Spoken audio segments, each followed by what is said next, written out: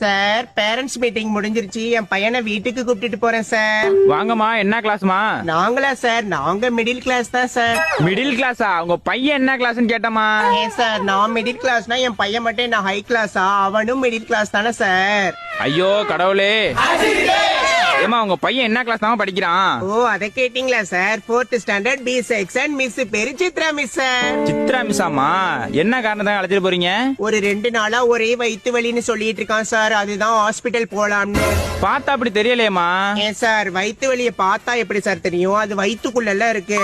கண்ணா, உனக்கு வயித்து வலி தானடா தங்கம்? ஆமாமா. பாருங்க சார். ஏமா பையன் பேர் என்னமா?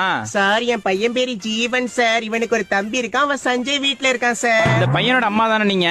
என்ன சார் கேள்வி இது? பார்த்தாலே தெரியலையா? முகச்சாடையிலேயே தெரியல.